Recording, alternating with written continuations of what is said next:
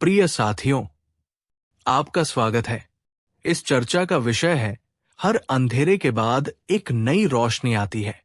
ये जीवन का एक सशक्त सत्य है, जिसे हमें सिर्फ शब्दों के रूप में नहीं, बल्कि अपने अनुभवों और कठिनाइयों के दौरान आध्यात्मिक दृष्टिकोण से समझने की जरूरत है। हम सभी के जीवन में ऐसे क्षण आते हैं जब हमें लगता है कि कुछ भी ठीक नहीं हो रहा है, जब अंधकार इतना गहरा लगता है कि कोई उम्मीद दिखाई नहीं देती। लेकिन क्या आप जानते हैं, यही अंधेरा हमें एक नई रोशनी की ओर मार्गदर्शन करता है, और हम उस रोशनी के बाद अपने जीवन को नए रूप में देख सकते हैं। हम इस वाक्य को समझने के लिए भगवद गीता और रामायण के शिक्षाओं का गहरा अध्ययन करेंगे और देखेंगे कि इन ग्रंथों से हम कैसे प्रेरित होकर अपने जीवन के संघर्षों का सामना कर सकते हैं। चलिए हम इसे विस्तार से समझते हैं।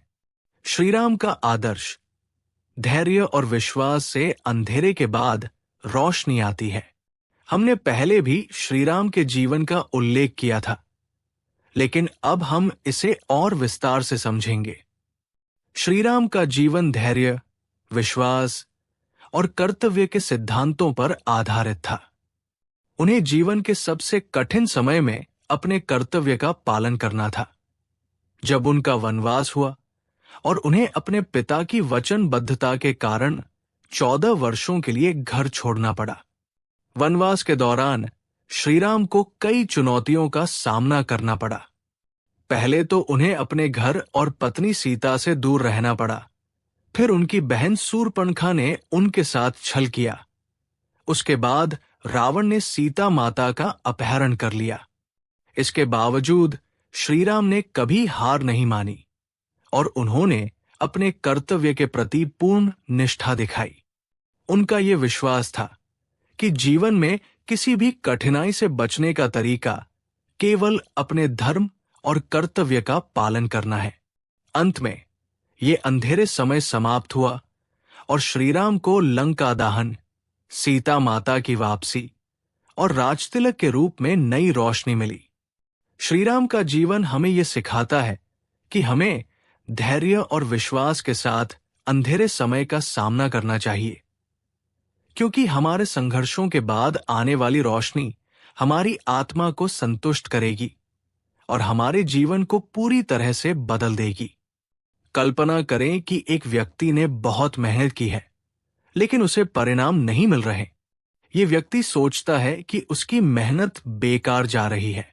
लेकिन श्रीराम के जीवन से हम ये सीख सकते हैं कि धैर्य और विश्वास रखने से सफलता अवश्य मिलती है।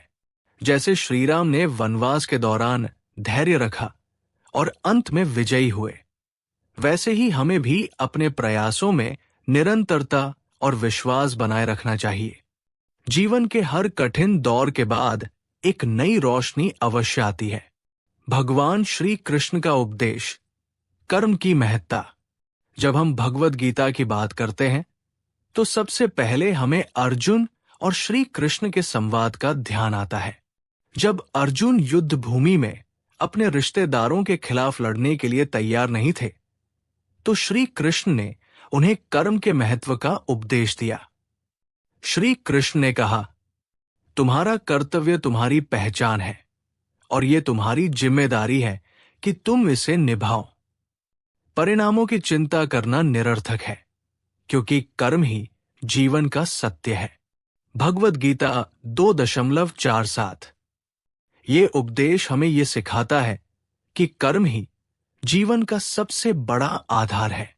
श्री कृष्ण ने अर्जुन को ये समझाया कि हमें अपने कर्मों से कभी नहीं भागना चाहिए, क्योंकि कर्मों का फल भगवान के हाथ में होता है।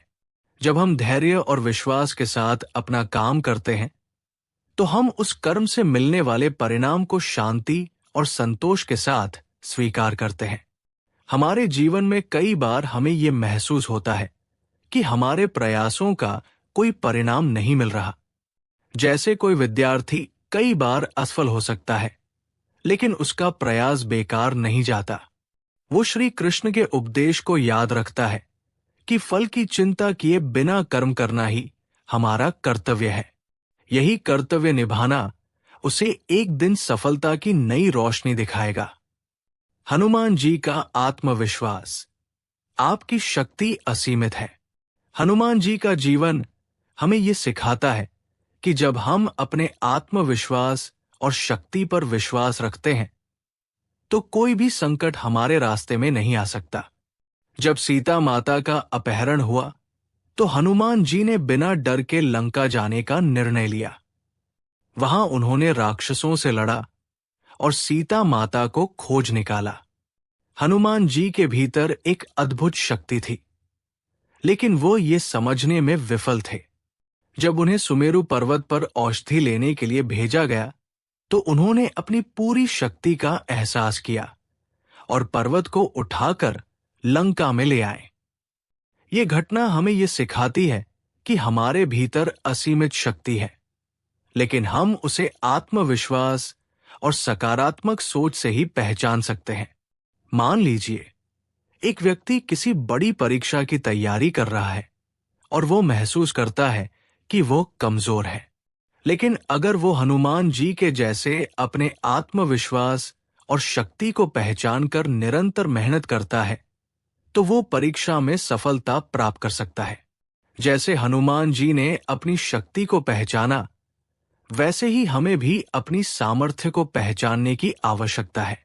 आत्मविश्वास के साथ जब हम आगे बढ़ते हैं तो जीवन के अंधेरे से हम नई रोशनी की ओर बढ़ सकते हैं। जीवन में अंधेरे का समय, ईश्वर की शक्ति पर विश्वास। हमारे जीवन में शारीरिक और मानसिक संकट भी कभी कभी अंधेरे की तरह महसूस होते हैं। जब हमें लगता है कि हम अकेले हैं या हमें जीवन के किसी बड़े उद्देश्य का मार्ग नहीं दिखता, तब ये समय होता है जब हमें ईश्वर की शक्ति और आध्यात्मिक विश्वास की आवश्यकता होती है।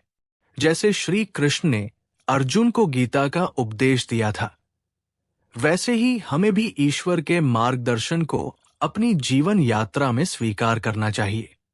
मान लीजिए कोई व्यक्ति मानसिक तनाव या शारीरिक बीमारी से जूझ रहा है, तो उसे याद रखना चाहिए कि ये अंधेरा सिर्फ एक अस्थायी स्थिति है।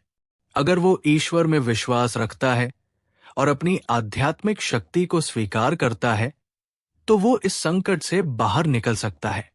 धैर्य, विश्वास और कर्म का पालन उसे जीवन की नई रोशनी की ओर मार्गदर्शन करेगा।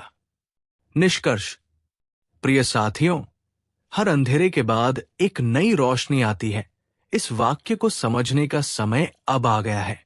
भगवद गीता और रामायण से हमें ये सीखने को मिलता है कि जीवन में जो भी कठिनाइयां आती हैं, उन्हें हमें एक संघर्ष के रूप में देखना चाहिए। धैर्य, विश्वास और कर्म के माध्यम से हम हर अंधेरे से बाहर निकल सकते हैं। हमारा आंतरिक आत्मविश्वास, ईश्वर की शक्ति और धर्म के मार्ग पर चलने की तत्परता ही हमें हर समस्या से उबार सकती है। जीवन में चाहे कितनी भी कठिनाइयां आएं, हमें ये याद रखना चाहिए कि नई रोशनी हमें हमारे कर्मों, विश्वास और साहस के द्वारा मिलेगी। हम अपने जीवन में इसे अनुभव कर सकते हैं और वो रोशनी हमें हमारे जीवन के हर क्षेत्र में सफलता और सुख की ओर अग्रसर करेगी। धन्यवाद।